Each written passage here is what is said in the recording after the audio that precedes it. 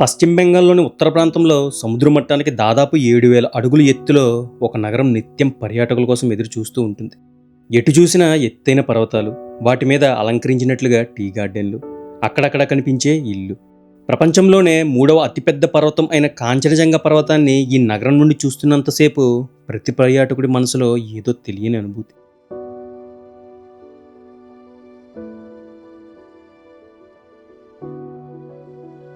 ఇక్కడ ఉండే వీధుల మధ్యలో తిరుగుతున్నప్పుడు ఒక కోత వినిపిస్తుంది.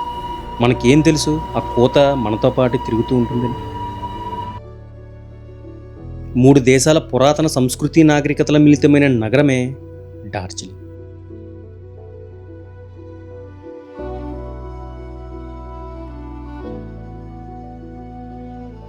డార్జిలింగ్ చేరుకోవాలంటే ముందుగా ఇండియాస్ చికెన్ నెక్గా పిలువబడే సిలిగురికి చేరుకోవాలి.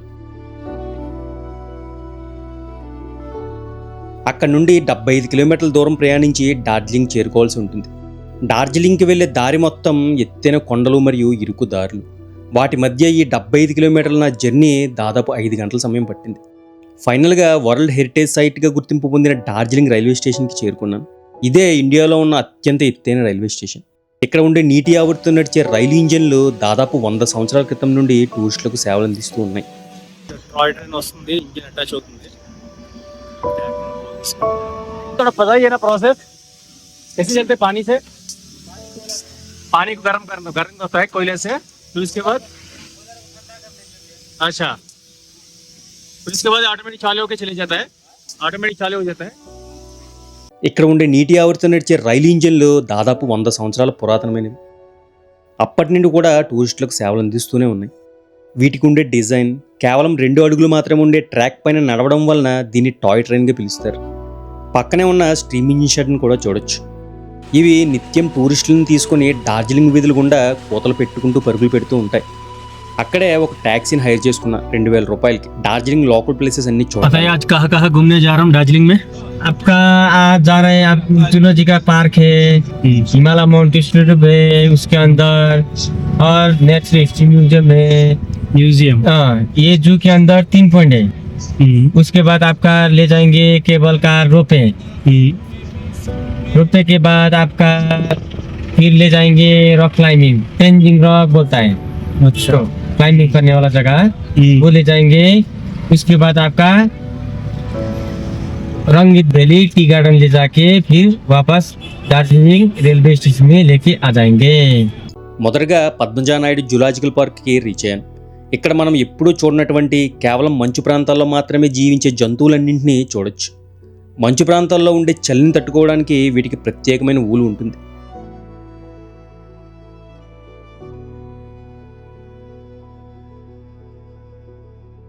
వాటితో పాటు రాయల్ బెంగాల్ టైగర్ని కూడా దగ్గర నుంచి చూడవచ్చు.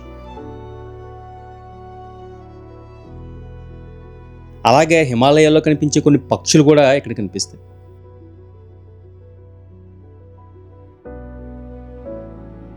ఈ జూ పార్క్లోనే హిమాలయన్ మౌంటైనీరింగ్ ఇన్స్టిట్యూట్ కూడా ఉంది. మౌంట్ ఎవరెస్ట్ని మొదటిసారిగా అధిరోహించిన టెన్జింగ్ నోర్గే ఇక్కడి నుండే ట్రైనింగ్ తీసుకుని ఎవరెస్ట్ మౌంటైన్ని అధిరోహించాడు.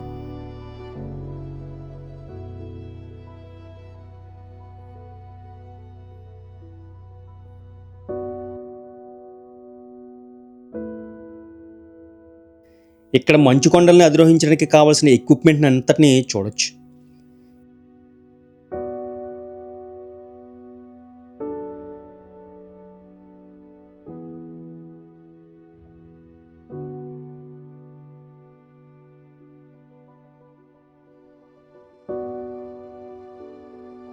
జూ పార్క్ నుండి 2 కిలోమీటర్ల దూరంలో రోప్వే ఉంటుంది. దాదాపు 2 గంటల వెయిటింగ్ తర్వాత రోప్వే ఎక్కే ఛాన్స్ దొరికింది. 40 నిమిషాల ఈ రోప్వే జర్నీ అక్కడ నుండి కనిపించే కాంచనజంగా బ్యాక్డ్రాప్ ఒక అద్భుతమైన సీనరీగా కనిపిస్తుంది. ఈ రోప్వే ఎక్కడానికి టికెట్స్ చాలా తక్కువగా ఇస్తూ ఉంటారు. ఉదయం త్వరగా బయలుదేరితే మంచిది.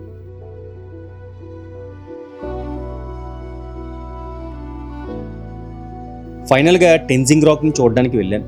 ఈ రాక్ మీదనే మొదటిసారిగా టెన్జింగ్ నోర్గే ట్రైనింగ్ తీసుకుని మౌంట్ ఎవరెస్ట్ని అధిరోహించాడని చెప్తారు. 2 రోజుల నుండి కాంచనజంగా క్లియర్ వ్యూ చూద్దామని ఎంత ట్రై చేస్తున్నా వాతావరణం అనుకూలంగా లేకపోవడం వల్ల మౌంటైన్ అంత క్లియర్గా కనిపించలేదు.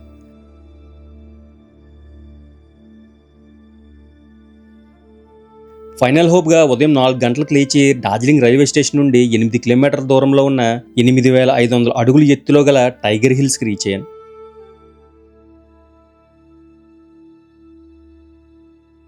టైగర్ హిల్స్కి రీచ్ అయ్యేసరికి ఉదయం 4:30 అయింది. వెదర్ క్లియర్గా ఉండడం వలన దూరంగా మంచుతో కప్పుపడిన కాంచనజంగా పర్వతం ఎంతో అద్భుతంగా కనిపించింది. ఇది ప్రపంచంలోనే 2వ అతిపెద్ద పర్వతం. 10 నిమిషాల తరువాత సూర్యోదయం స్టార్ట్ అయింది. ఈ సూర్యోదయాన్ని చూడటానికే 2 రోజులుగా ఎంతో ఆతృతగా ఎదురుచూశాను. ప్రపంచంలోనే 2వ అతిపెద్ద పర్వతం మీద మొదటి సూర్యుని వెలుగు చూసిన ప్రతి పర్యాటకుడి మనసులో ఏదో తెలియని అనుభూతి. ఈ సన్నివేశాన్ని చూడడానికి చాలా అదృష్టం ఉండాలి. ఎందుకంటే సంవత్సరంలో సగం రోజులు వాతావరణం అనుకూలంగా లేకపోవడం వలన ఈ పర్వతం కనిపించదు. అలా చాలామంది ఈ క్లియర్ వ్యూని చూడకుండానే నిరాశగా వెళ్ళిపోతూ ఉంటారని ఇక్కడ లోకల్ వాళ్ళు చెప్తూ ఉంటారు. అదృష్టం కొద్దీ ఈ వ్యూని మొదటిసారి చూడగలిగాను.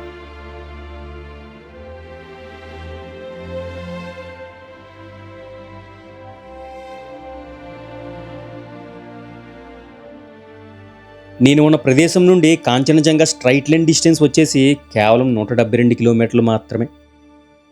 నా డార్జిలింగ్ టూర్ మొత్తంలో మోస్ట్ సాటిస్ఫైడ్ మూమెంట్ మాత్రం ఈ టైగర్ హిల్స్ నుంచి సన్ రైజ్ చూడటమే. ఎంతో హ్యాపీగా తిరిగి 10 కిలోమీటర్ల దూరంలో ఉన్న బటాసియా లూప్కి చేరుకున్నాను.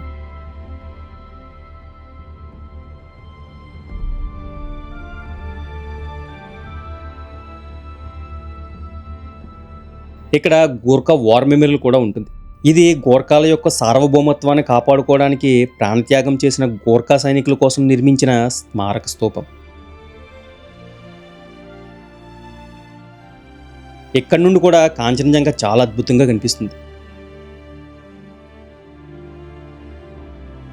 టెక్నికల్గా చెప్పాలంటే ఈ బటాసియా లూప్ టాయ్ ట్రైనే ప్రపంచంలో అత్యంత ఎత్తైన రైల్వే ట్రాక్.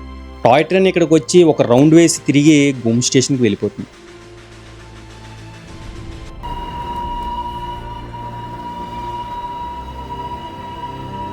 అక్కడ నుండి డాలి మోనస్ట్రీ అని పిలువబడే సోలాంగ్ బుద్ధిస్ట్ మోనస్ట్రీకి వెళ్ళాను. మోనస్ట్రీలు ధ్యాన మందిరాలు లాంటివి. హిందూయిజంలో దేవాలయాలు ఎలాగో బుద్ధిజంలో ఇవి ఎలాగో. ఈ మోనస్ట్రీ టిబెటిన్ ఆర్కిటెక్చర్తో ఎంతో అద్భుతంగా నిర్మించబడింది.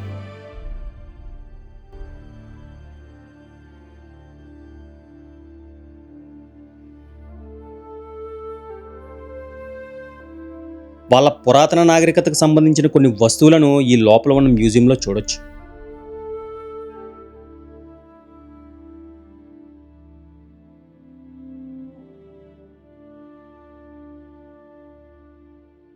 హిందూ దేవాలయాల్లో గంట ఎంత ప్రాముఖ్యతో బుద్ధిజంలో ఈ 6 అడుగుల ఎత్తుగల టిబెటియన్ ప్రేయర్ వీల్స్ అంతే ముఖ్యం.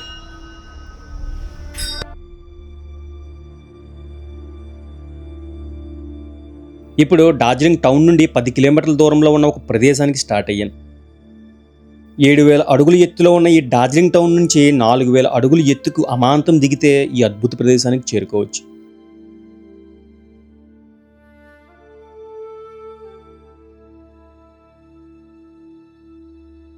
మొదటిసారి వెళ్ళే వాళ్ళకి ఈ రూట్లో జర్నీ చాలా థ్రిల్ ఫీల్ ఇస్తుంది.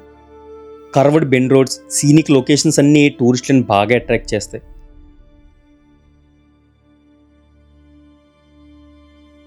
ఈ అడ్వెంచరస్ జర్నీ చేసుకుంటూ ఫైనల్గా చేరిన అద్భుత ప్రదేశమే రాక్ గార్డెన్స్.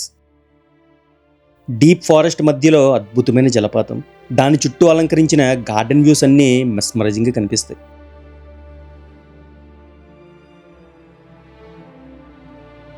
ఇక్కడ ఉన్న జలపాతం చిన్న చిన్న భాగాలుగా పైనుంచి కింద వరకు ప్రవహిస్తూ ఉంటుంది.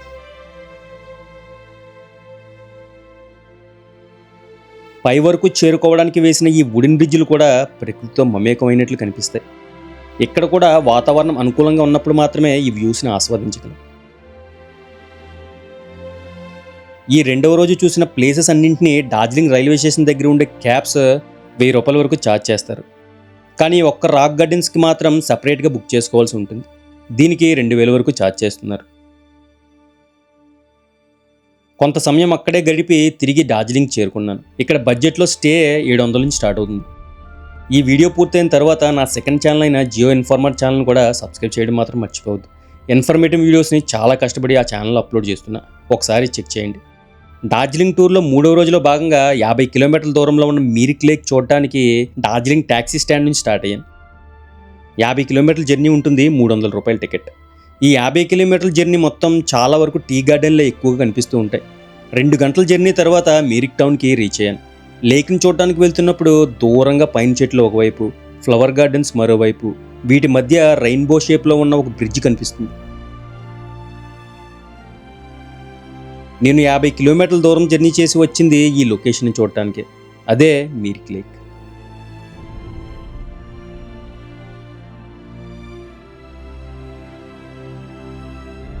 ఒకటి 1.2 కిలోమీటర్ల పొడవు, 7 అడుగుల లోతు ఉండే ఈ లేక్లో బోట్ జర్నీ పిల్లలకు మంచి థ్రిల్ ఫీల్ ఇస్తుంది.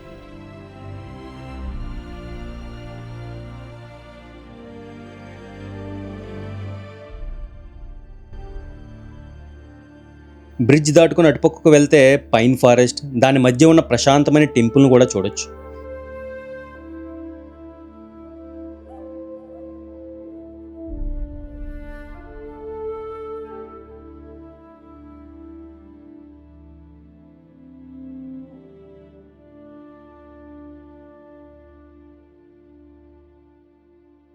ఇక్కడ చాలా గుర్రాలు కూడా ఉంటాయి.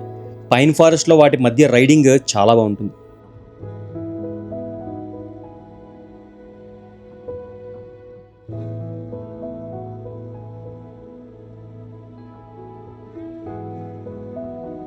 ఇక్కడ మెయిన్ అట్రాక్షన్ ఈ బ్రిడ్జే. అలాగే లోకల్ మార్కెట్ కూడా అట్రాక్షన్గా ఉంటుంది. కొంతసేపు అక్కడే ఉండి రిటర్న్ స్టార్ట్ అయ్యాను. వెళ్తున్న దారిలోనే నేపాల్ బోర్డర్ని కూడా చూడొచ్చు. ఆధార్ కార్డ్ సబ్మిట్ చేస్తే అఫీషియల్గా నేపాల్లో కూడా ఎంటర్ అవ్వచ్చు. ఇక్కడ నుండి నేపాల్ రాజధాని కాఠ్మండు కేవలం 500 కిలోమీటర్లు మాత్రమే. అటుపక్క కనిపించే పర్వతాలన్నీ కూడా నేపాల్ భూభాగంలోనివే.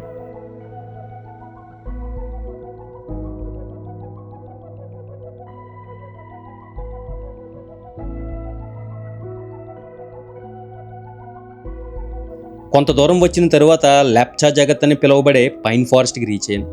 డార్జిలింగ్ మొత్తంలో అతి ఎత్తైన పైన్ ఫారెస్ట్ ఉన్న ప్రదేశం ఇదే. ఇక్కడ ఉండే పైన్ చెట్లు అన్నీ నిటారుగా ఏ వంపులు లేకుండా ఉంటాయి. ఇది ఫోటోషూట్కి మంచి టూరిస్ట్ ప్లేస్.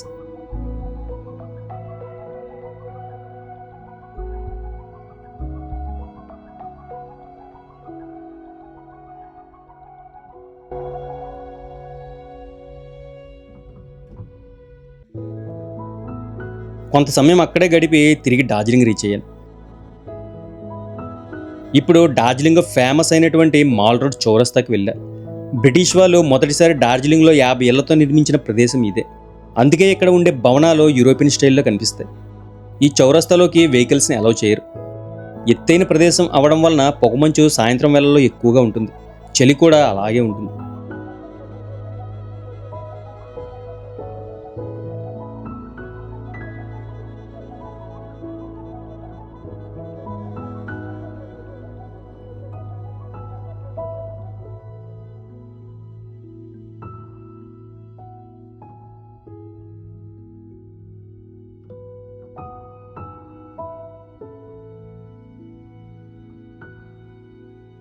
సాయంత్రం వేళల్లో ఇక్కడ ఉండే నైట్ మార్కెట్ కూడా ఒక టూరిస్ట్ అట్రాక్షన్. లాటరీ, గ్యాంబ్లింగ్ ఎక్కువగా ఆడుతూ ఉంటారు ఇక్కడ లోకల్ వాళ్ళు.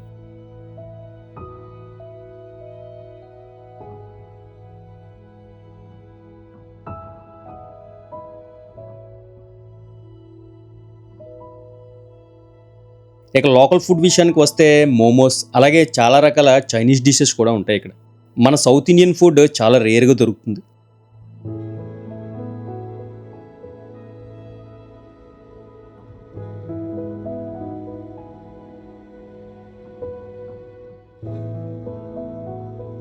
అలాగే ఇక్కడ ఎక్కువగా నేపాలీ, బెంగాలీ, హిందీ మాట్లాడుతూ ఉంటారు.